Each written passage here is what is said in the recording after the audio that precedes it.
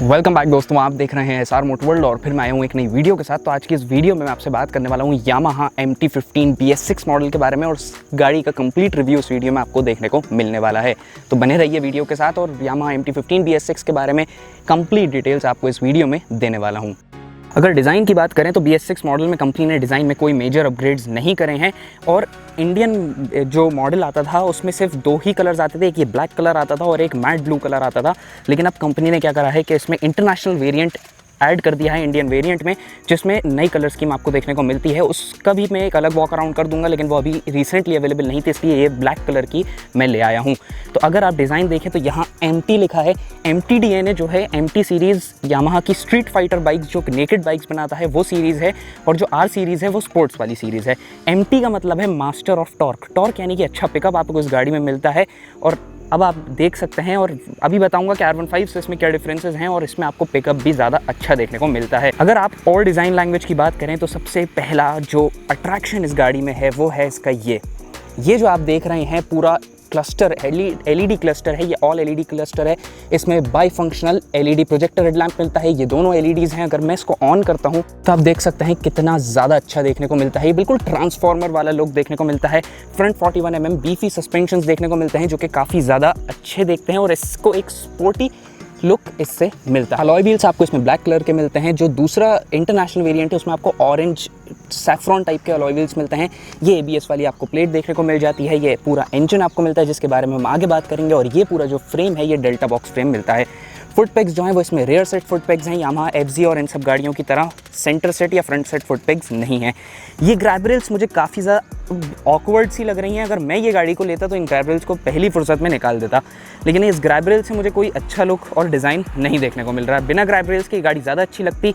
Rare आपको LED tail light मिलती है। जब हम इसको ऑन करते हैं तो आप देख सकते हैं कितनी ज़्यादा अच्छी लग रही है ये, और जब हम ब्रेक दबाएंगे तो ये और ज़्यादा अच्छी लगेगी। ये देखिए।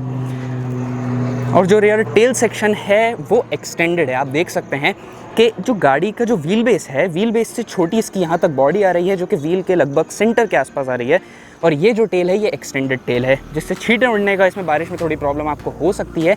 जो इसका टायर अगर है वो थोड़ी बहुत आपकी हेल्प करेगा, बहुत ही माइनर हेल्प करेगा। MT सीरीज़ में यामाहा थोड़ा प्रीमियम चीज़ों का यूज़ करता है, लेकिन अब आपके यहाँ नज़र जाएगी तो ये जो स्विंग आर्म आप देख रहे हैं ये बॉक्स स्विंग आर्म आपको मिलता है। इसमें R15 जैसा एल्यूमिनियम स्विंग आर्म नहीं मिलता, जो कि यामाहा ने कॉस्ट कटिंग के लिए करा है। रेयर टायर इसमें आपको 140/70 का मिलता है, जो कि इसको एक स्पोर्टी लुक देता है। अब आप ये स्प्रॉकेट देखेंगे तो ये स्प्रॉकेट आपको R15 से बड़ा नज़र आएगा, क्योंकि मास्टर ऑफ टॉर्क जब यहाँ बात आती है तो यही रीज़न है कि ये गाड़ी R15 से स्लो इसलिए है, यानी कि टॉप स्पीड इसलिए कम है क्योंकि ये स्प्रॉकेट लगा दिया है। ये बड़ा स्प्रॉकेट है। रेयर स्प्रॉकेट बड़ा करने से टॉप स्पीड कम हो जाती है और एक्सेलरेशन बढ़ जाता है, और MT सीरीज़ में यामाहा को एक्सेलरेशन ही देना है। टैंक पर आप यहाँ लोगो देख सकते हैं डार्क साइड ऑफ जापान का, और जो की स्लॉट इग्निशन की स्लॉट है वो यहाँ पर दिया है, ना कि हैंडल पर। तो ये मूवेबल की स्लॉट नहीं है, ये आपको यहीं पर देखने को मिलेगा। ये आपको इसका फ्यूल टैंक मिलता है जो कि 10 लीटर्स का है। अगर हम इसके इंजन की बात करते हैं तो यहाँ पर आपको मिलता है 155 सीसी का इंजन, जो कि लिक्विड कूल्ड इंजन है। जैसे कि आप यहाँ पर देख सकते हैं, यहाँ पर इसमें रेडिएटर लगा है, इसमें आपको कूलेंट भरना पड़ेगा। दूसरी 150 सीसी बाइक्स के मुकाबले मेंटेनेंस थोड़ा सा महंगा होगा, क्योंकि यहाँ पर आपको कूलेंट भी ऐड हो जाता है। सिंगल स्पार्क इंजन है और लिक्विड कूल्ड है, फ्यूल इंजेक्टेड इंजन है। और जी हाँ, पावर इसकी थोड़ी सी कम हो गई है BS4 मॉडल के कंपैरिजन में। ये BS6 मॉडल है और BS4 मॉडल के कंपैरिजन में इसकी 0.8 PS कम हुई है और 0.8 न्यूटन मीटर्स टॉर्क कम हुआ है।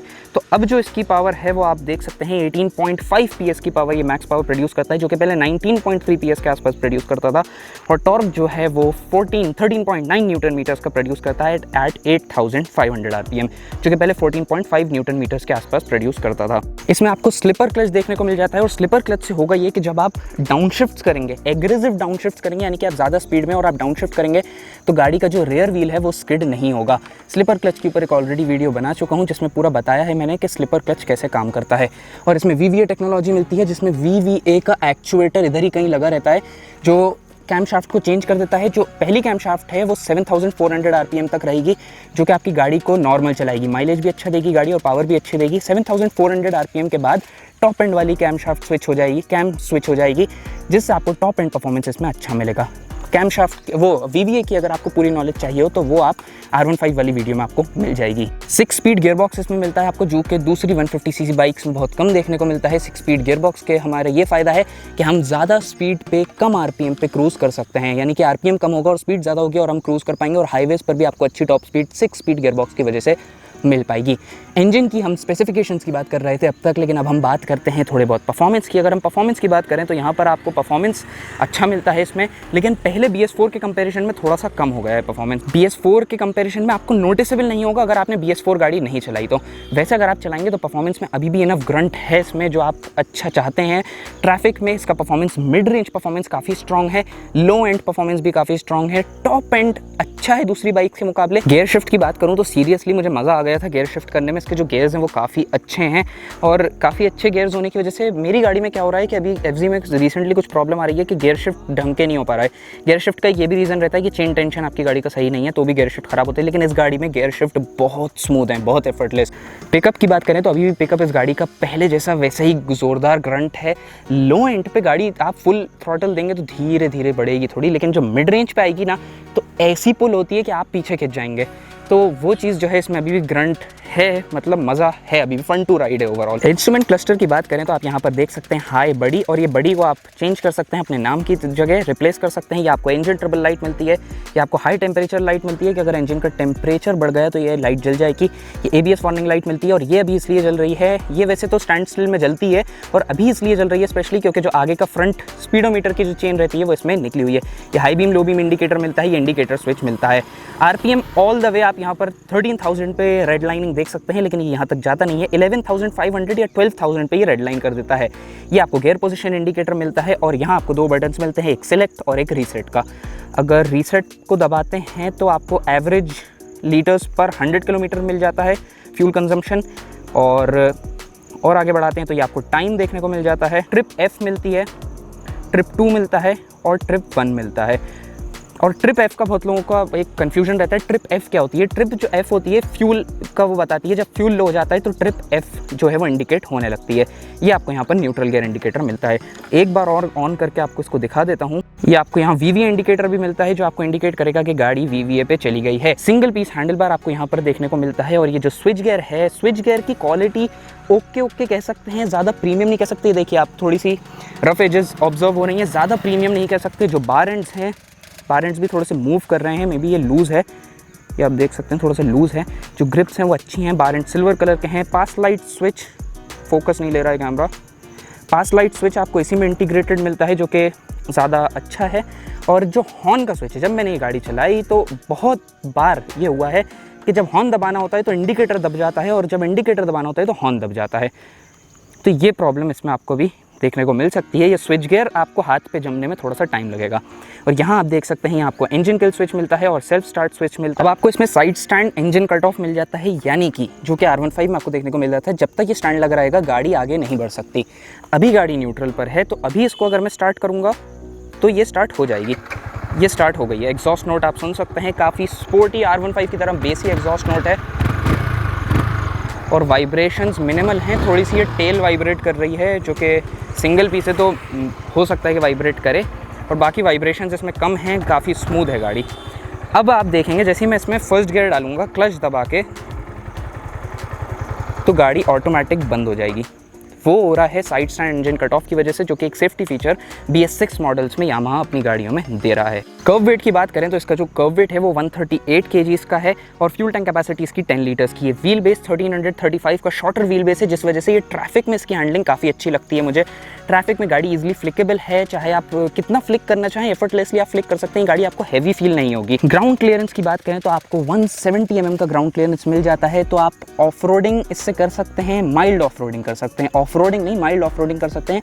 लेकिन जब आप 2 लोगों को बिठा देंगे तो जो इसका सस्पेंशन है वो दबने की वजह से इसका जो ग्राउंड क्लियरेंस है वो थोड़ा सा नीचे आ जाएगा। तो स्पीड ब्रेकर्स पर आपको अभी भी ध्यान रख के इसमें चलना पड़ेगा। ब्रेकिंग की बात करें तो फ्रंट डिस्क आपको 282 mm की मिलती है, जिसमें आपको ABS मिल जाता है। R15 में डुअल चैनल ABS मिलता है, लेकिन इस गाड़ी में कंपनी ने कॉस्ट कटिंग करी है और इसमें सिर्फ सिंगल चैनल ABS आपको देखने को मिलता है। अगर रेयर डिस्क देखें तो आपको यहाँ पर 220 mm की रेयर डिस्क मिलती है। रेयर डिस्क का परफॉर्मेंस ओके कहूँगा, लेकिन ओवरऑल ब्रेकिंग परफॉर्मेंस अच्छा है। रेयर डिस्क का परफॉर्मेंस ओके है। अगर फ्रंट डिस्क का परफॉर्मेंस देखें तो गाड़ी का काफ़ी अच्छा है, और जो सस्पेंशन है वो भी अच्छे हैं। इस वजह से डैम्पिंग अच्छी होती है, तो ब्रेकिंग परफॉर्मेंस भी थोड़ा बेटर मिलता है। अब मैं गाड़ी पर बैठता हूँ और देखता हूँ कि क्या ये मेरी हाइट के लिए सही है या नहीं। देखिए, अब मेरी हाइट है 5'8" के आसपास, 5'8", 5'9" के आसपास। तो ये राइट फुट मेरा पूरा प्लांट हो गया ज़मीन पे, लेफ्ट फुट पूरा प्लांट नहीं हो पा रहा है। पूरा हो रहा है लेकिन मुश्किल हो रही है थोड़ी। और अभी साइड स्टैंड हटा देते हैं। तो जो फुट पेग्स हैं वो भी रेयर सेट हैं, यहाँ रखते हैं आप पैर। तो जो normal centre set foot pegs होते हैं उसमें थोड़े आगे रहते हैं, लेकिन ये रेयर सेट फुट पेग्स हैं। टैंक से आप काफ़ी टक इन रहते हैं, और टैंक से टक इन रहने की वजह से हैंडलिंग कैरेक्टरिस्टिक्स गाड़ी की थोड़ी अच्छी हो जाती हैं, और आपको भी इसको चलाने में थोड़ा अच्छा फील होता है। और सबसे अच्छी चीज़ मुझे ये लगी इसमें कि जब भी आप बैठेंगे गाड़ी पे, तो ये आप यहाँ पर बैठे हैं और टैंक आपके बीच में और हैंडल के बीच में बहुत कम डिस्टेंस है, तो आपको ये गाड़ी काफ़ी कॉम्पैक्ट फील होती है। जैसे कि आपने ड्यूक 200 कभी चलाई होगी तो आपको वो बहुत कॉम्पैक्ट फील होती है कि हैंडल आपके काफ़ी पास रहता है। तो इसमें भी सेम केस है, सिंगल पीस हैंडल बार है, तो हैंडल आपकी जो है वो काफ़ी पास है। सबसे प्रॉब्लम जो मुझे ये लगती है इसमें कि यामाहा ने MT जो नाम ले लिया, इनका सीरीज़ का जो नाम था वो काफ़ी प्रीमियम सीरीज़ थी, लेकिन यहाँ पर इन्होंने कोई प्रीमियमनेस नहीं दिखाई, ज़्यादा प्रीमियमनेस नहीं दिखाई। कि ये देखिए, इंडिकेटर्स कन्वेंशन मिलते हैं, LED इंडिकेटर्स आपको नहीं मिलते हैं। स्विच गियर क्वालिटी ओके है, डिसेंट है, ज़्यादा बुरी ना ज़्यादा अच्छी। अब BS6 मॉडल में जो चेंज हुआ है, एक तो वो side stand engine cut of का हुआ है, और यहाँ पर कंपनी ने एक्स्ट्रा कैटालिटिक कन्वर्टर ऐड करा है। ये देख सकते हैं आप, यहाँ पर एक्स्ट्रा कैटालिटिक कन्वर्टर ऐड होने की वजह से ही पावर थोड़ी सी कम हुई है, क्योंकि इंजन ब्रीदिंग थोड़ी सी कम हो जाती है। अगर हम प्राइस की बात करें इसकी, तो अभी इसकी जो प्राइस है वो 2500 रुपीज़ बढ़ चुकी है।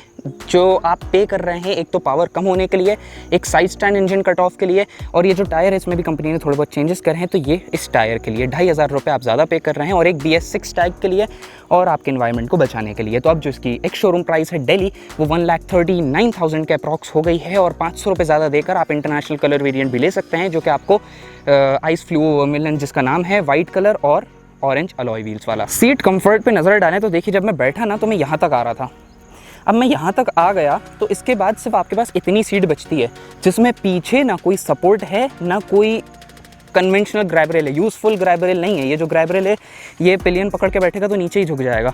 तो मैं यहाँ तक आ रहा था, तो अब यहाँ पे जो MT15 के साथ मुझे शिकायत लगती है वो ये है कि इसमें पिलियन कंफर्ट उतना ज़्यादा अच्छा नहीं है। पिलियन सीट जो है वो सिर्फ नाम के लिए दी है, कंपनी को यहीं तक गाड़ी बनानी चाहिए थी। फिट एंड फिनिश में एक और चीज़ आपको दिखाना चाहूँगा, ये देखिए आप, अनयूजुअल वेल्डिंग्स, ऑड वेल्डिंग्स जो कि दिख रही हैं। अगर आप यही इंडोनेशियन वेरियंट में देखेंगे तो ये पूरा पार्ट सिंगल पीस होता है, जो कि एल्यूमिनियम का होता है, काफ़ी प्रीमियम दिखता है। लेकिन यहाँ पर ये आपको वेल्डिंग्स दिख रही हैं। जो कलर है, थोड़े टाइम बाद कोई यहाँ पैर रखेगा तो उसका शू जो है इससे घिसेगा, और ये कलर भी थोड़े टाइम बाद निकल जाएगा, और फिर यहाँ पे रस्टिंग प्रॉब्लम्स आ जाएंगी। तो ऐसी चीज़ें कुछ यामाहा को सुधारनी चाहिए। और वैसे यामाहा का करना सही भी है, क्योंकि अगर यहाँ ये सब कर देंगे यामाहा तो प्राइस बढ़ जाएगी, और प्राइस बढ़ने की वजह से फिर लोग यहाँ पर खरीदेंगे नहीं। तो उसको मालूम है कि इंडियन मार्केट क्या चाहता है, तो वो उसी हिसाब से काम कर रहा है। सस्पेंशंस की बात करें तो यहाँ पर आपको मोनोशॉक सस्पेंशन देखने को मिलता है, और यहाँ आपको टेलीस्कोपिक सस्पेंशंस देखने को मिलते हैं। फ्रंट सस्पेंशंस काफ़ी अच्छा वर्क करते हैं बम्स को एब्जॉर्ब करने में, लेकिन रियर सस्पेंशन जो है वो थोड़ा सा स्टिफर साइड पर कंपनी ने रखा है। वो इसलिए ताकि इस गाड़ी की हैंडलिंग अच्छी हो पाए, कॉर्नरिंग आप अच्छे से नर्वस फील नहीं करें।